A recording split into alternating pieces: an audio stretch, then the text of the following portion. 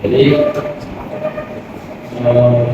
keterangan jembatan darat yang menghubungkan antara Pulau Jawa, Sumatera Kalimantan, mana di daerah barang-barang lainnya, di mana kekayaan yang diperoleh dari perdagangan ini di Sriwijaya memungkinkan mereka untuk menarik perhatian orang asing dan juga mempengaruhi budaya mereka, dan tujuan utamanya itu untuk menarik para cendekiawan Tiongkok untuk belajar studi budaya di Sriwijaya. Di Sriwijaya juga ditemukan bahasa Melayu tertulis tertua. Nah, dari sini juga lah dapat disimpulkan bahwa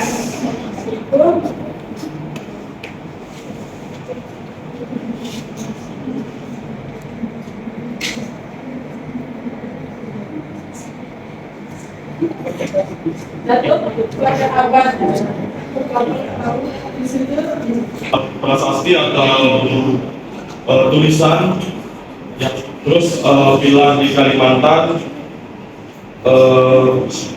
dan itu banyak menulis catatan di daun lontar, kulit hewan, kulit pohon, di tulang binatang. Mereka menulisnya di mana tempat seperti itu. Namun seiring berjalannya waktu, karena angin, hujan atau bencana alam lainnya, masalah-masalah itu tadi ya, tulisan tadi hilang, memudar. Keluarga kerajaan dari bangsa Sanjaya. Nah, ini adalah sebuah pusat dari tempat agama Hindu. Sedangkan untuk yang Buddha itu adalah pusatnya di Candi Borobudur. Tersebut untuk melakukan perdagangan, tapi dia juga menyadari bahwa selain berdagang mereka juga dapat menyebarkan agamanya, karena mereka melihat bahwasannya pada saat itu para raja-raja lokal yang daerahnya strategis ini masih belum mempunyai agama, ataupun kalaupun ada mereka masih kepercayaan lokal lah, seperti Hinduisme dan Hinduisme. Hal ini mendorong dilewati para pedagang, lalu mereka masuk ke Indonesia itu dengan tujuan untuk berdagang, juga menyebarkan agama.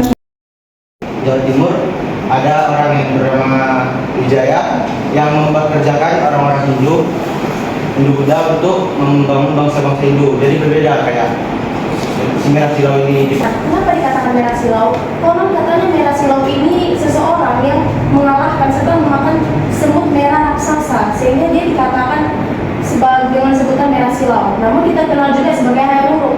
Nah, strategi yang dilakukan oleh Merah Silau ini dalam melakukan penyebaran ajaran agama Islam itu yang pertama ialah menjadikan Pasai sebagai pusat perdagangan sekaligus budaya Islam.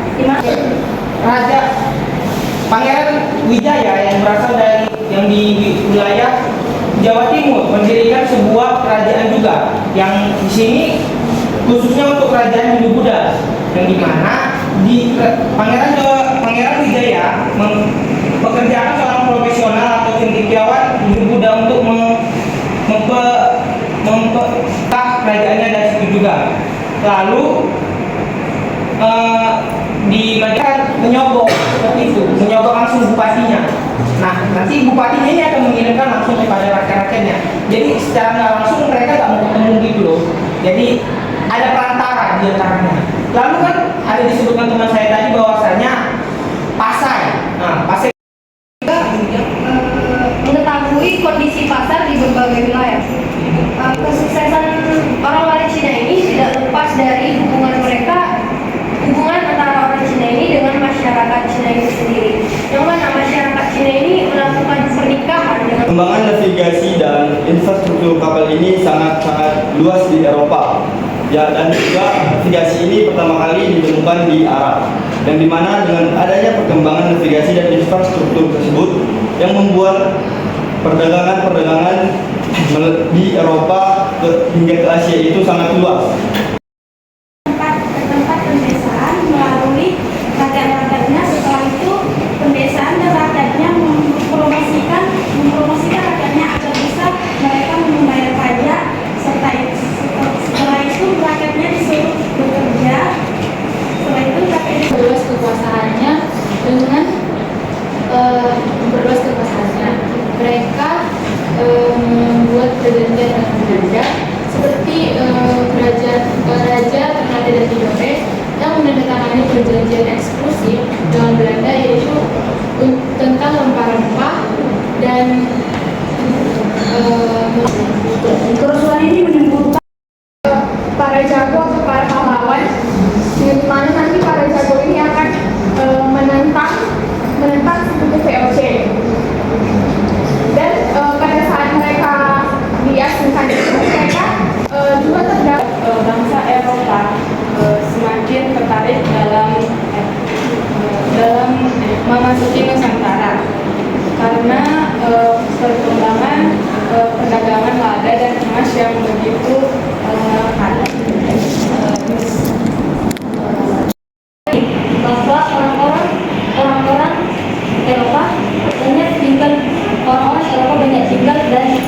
bekerja di Kepulauan Merak dan banyak juga orang yang berada di. Nah, di sini saya mengambil beberapa strategi untuk mencapai suatu tujuan, yaitu suatu tujuan agar kita tidak ketergantungan terhadap masuknya kekuasaan asing. Yang pertama yaitu peningkatan ekonomi. Mencoba berhati-hati untuk meluncurkan diri mereka agar mendukung klub-klub baru dan organisasi-organisasi politik. Para pemuda yang baru lulus dari pada masa itu Jepang juga tidak hanya menduduki secara militer, tapi juga Jepang juga menanamkan budaya-budaya mereka. Salah satunya itu pengusaha timah. Saat itu suaminya Sandra Dewi itu dia mengkorupsi sekitar 271 triliun. itu sulit untuk hidup karena ada perlawanan dari bangsa sekutu yaitu bangsa Belanda, dan meningkatnya penduduk di Jawa itu pada abad ke-20 karena dihapusnya penyakit dengan adanya penyediaan air bersih, bahan pangan